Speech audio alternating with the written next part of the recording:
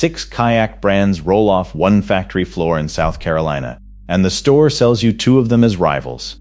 The Budget Perception boat and the Loaded Wilderness Systems angler boat come from the same molders, same building, same plastic, same hands, and that's the first name on this list. I'm not handing you a rumor from a forum thread.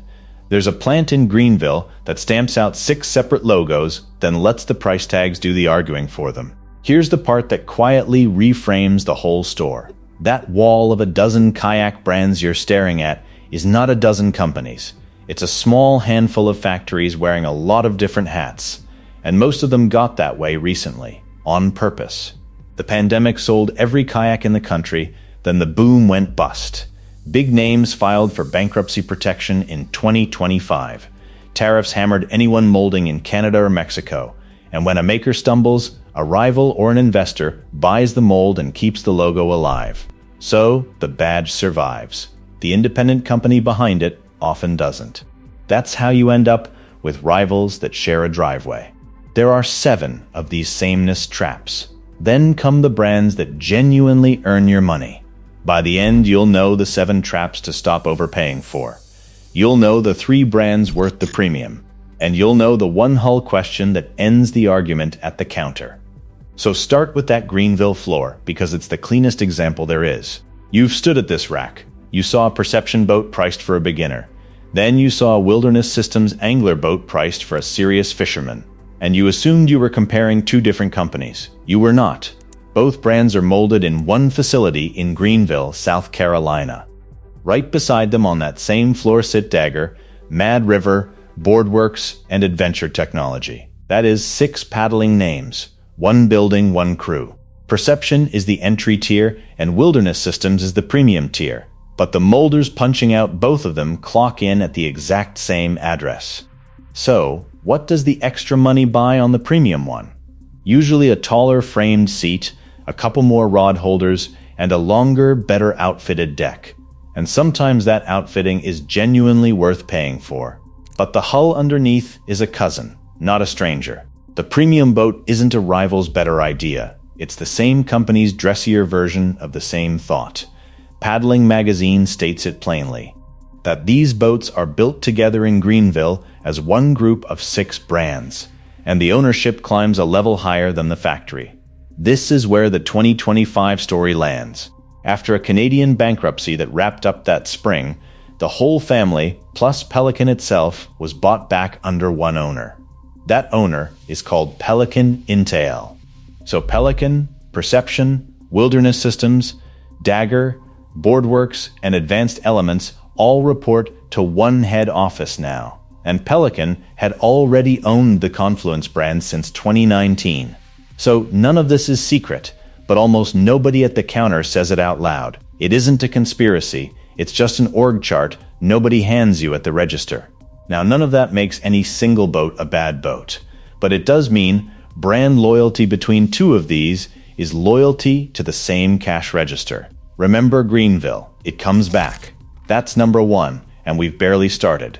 Number 2 isn't a brand at all, it's a sticker, and it drains wallets faster than anything else on this whole list. Picture one hull, built twice. The first version is a plain recreational sit-on-top for paddling around.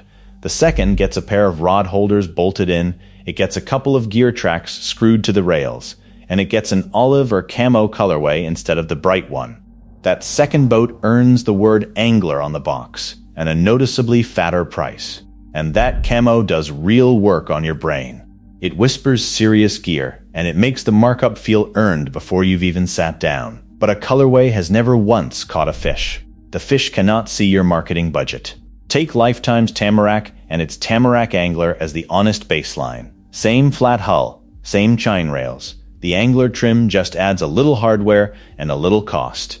On a cheap boat, that gap is around $50, and honestly, that's fine. Nobody's getting robbed over $50 and 2 rod holders. But watch what happens as you climb the ladder. Go from a plain hull to an angler trim to a full pedal fishing edition. On plenty of lineups that jump runs well past $1,200.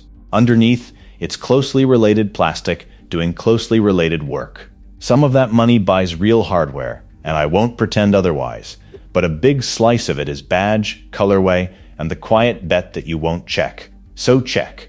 The receipt is your spec sheet. Lay the base hull next to the fishing hull and read the actual numbers. The length, the width, and the capacity are frequently identical, right there in black and white.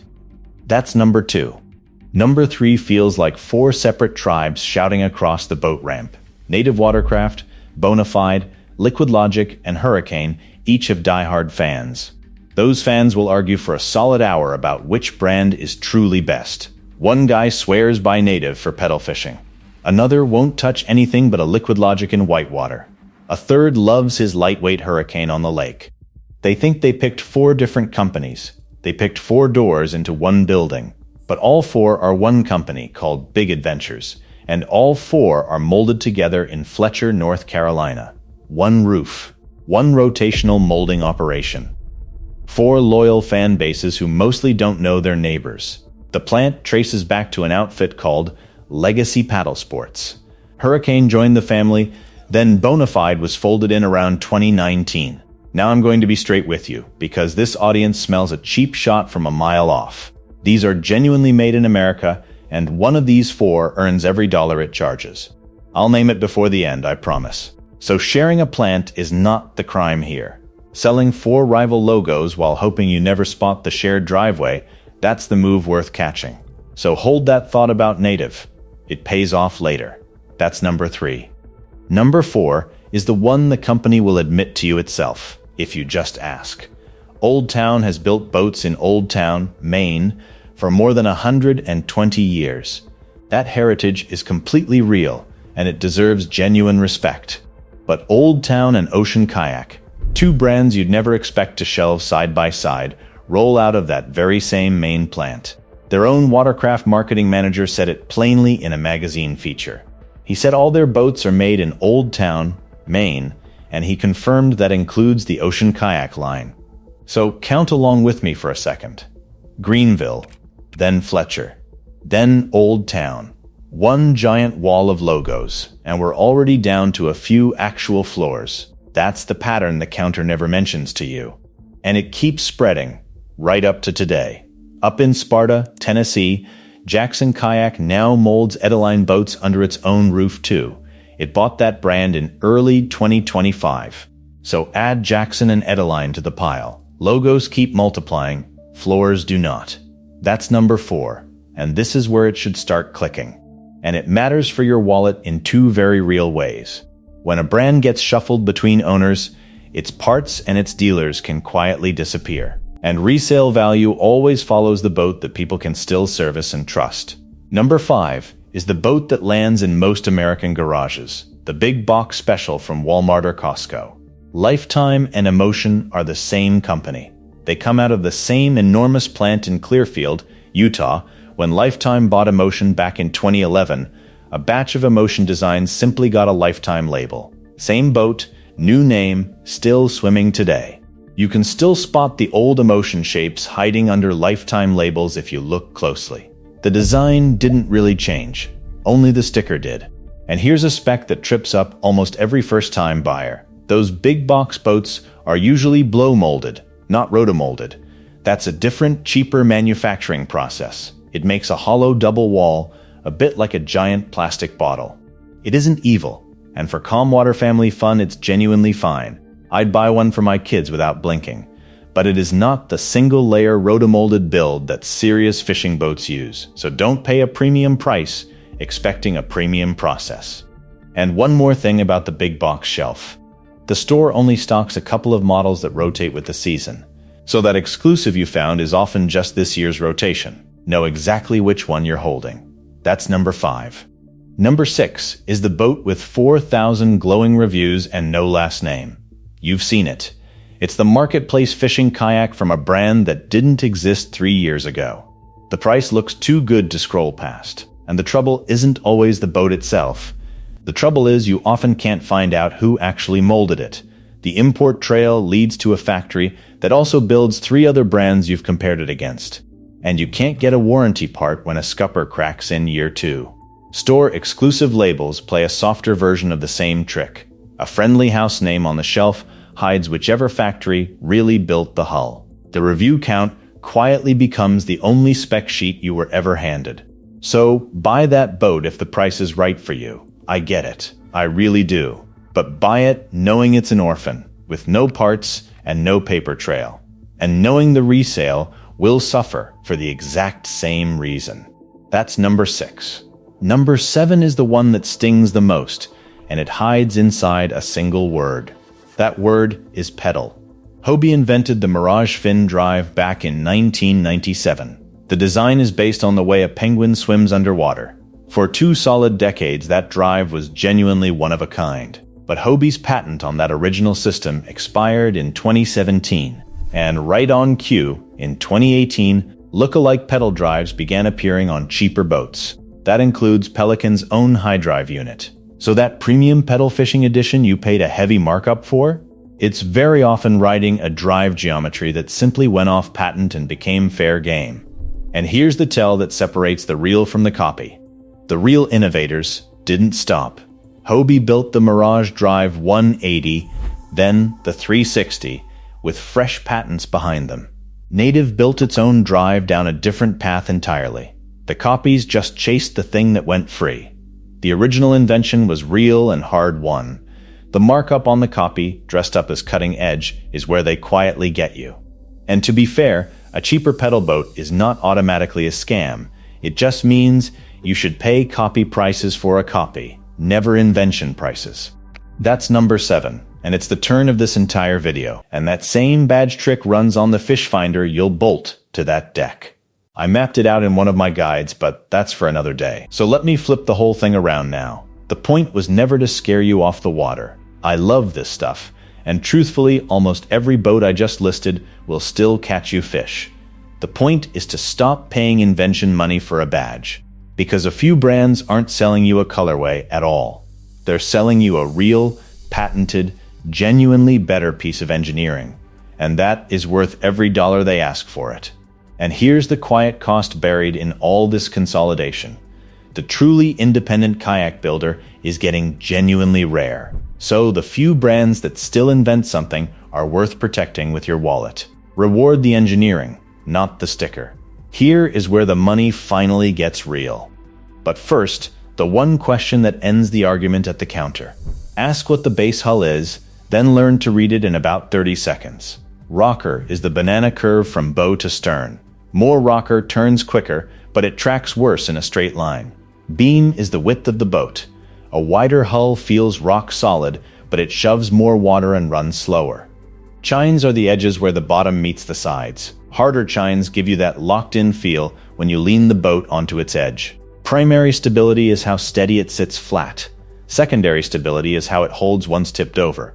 Stand-up anglers need both of those, not just one. That's why a wide, pontoon-style tunnel hull trades away speed to hand you a deck you can stand on. The seat itself is a tell. An elevated framed seat lifts you up high for casting and for sight fishing. A molded-in seat sits you lower, drier, and more stable for actual paddling. Neither one is wrong, but they're built for completely different days on the water. Material matters just as much. Single-layer rotomolded plastic is tough, but heavy. Thermoform is lighter and pricier. Composite is the lightest and dearest of all, and length is the quiet one everyone forgets. A longer hull tracks straighter and runs faster, but it fights you in the garage and on the roof rack. Read those few things and no sticker on earth can fool you again. So the first brand actually worth the premium is Hobie. That Mirage drive is not a rod holder upgrade. It's a bioengineered fin system you push with your legs. It reverses with a pull of a cable, and its patented kick-up fins flip up on their own when you slam into a stump. That's real design, refined constantly since 1997. You feel it the second you stop paddling and start pedaling. The caveat, and there's always a caveat, is that Hobies are heavy and expensive, and the brand was bought by Bass Pro Shops in late 2025. So I'd personally keep an eye on how it evolves under that new ownership. But you're paying for a genuine invention there, not a paint job. And you don't have to start at the top of the range. Hobie's entry pedal boats bring that same real fin drive to a lower price. So the honest version of Hobie is more reachable than its reputation suggests. The second one is the payoff I promised you back in number 3. Native Watercraft Yes, one of those 4 Fletcher brands earns its spot. It's the Propel pedal drive that does it. That's a propeller system you pedal like a bicycle, in a smooth circular motion. It backpedals cleanly into full reverse, and it's been sharpened and refined since 2008. Sharing a plant with its siblings was never the problem I was pointing at.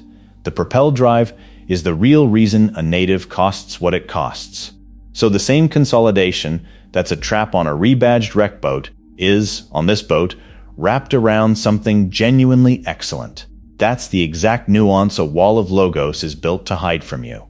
One owner can hold both a cash grab and a gem. The third pick is the gold standard for build quality, and that's Old Town. And yes, I know I just spent a good chunk of this video noting that Old Town shares a Maine plant with Ocean Kayak. So let me be consistent.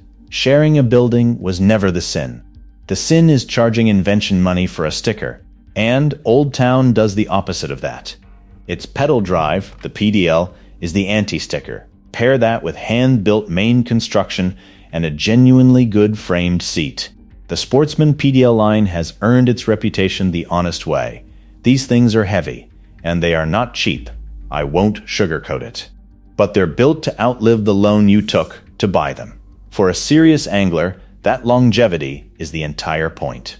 And if your budget says none of those 3 today, here's the exact move I'd personally make. Buy the plain recreational hull, without the angler markup on it. Then, bolt on your own rod holders for a few dollars from the hardware store. Or go hunt down an overbuilt older boat used, the kind the heritage crowd still swears by decades later. You get the same water, the same fish, and the exact same fun. But you keep the badge tax in your own pocket, where it belongs. Your call, of course. But that's precisely what I do with my own money, every single time. So here's the core of the whole thing, in 3 lines. That intimidating wall of kayak logos is really just a small handful of factory floors. The price gap between cheap and premium is very often colorway and hardware, not hull. So pay for the drive, pay for the build, do not pay for the camo. And the next time a salesperson calls 2 boats deadly rivals, ask the one question. Ask who actually molds this. And ask what the base hull is, hiding under the fishing trim. You'll watch that badge lose its power right there in real time, and it feels good. One honest thing before you go. Nobody sponsors this channel, and no dealer pays me to name a brand. The Marine Electronics Survival Guide shows which sonar brands force the upgrade cycle and which transducer bolts onto a unit costing triple. I bought a second transducer last summer before realizing my old one fit fine. A bad call there runs hundreds. This is $20. Once, you got today's answer free either way. But if you want the decoder, the code's on screen and the link's below and pinned. Next one goes even deeper, into the fish finders bolted to your deck.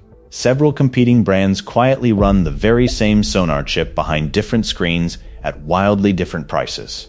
If this one saved you from a badge markup, you already know this channel is worth keeping around. So remember Greenville. 6 logos, 1 floor. YouTube thinks you'll like this video, so click it. And if you made it to the end, subscribe.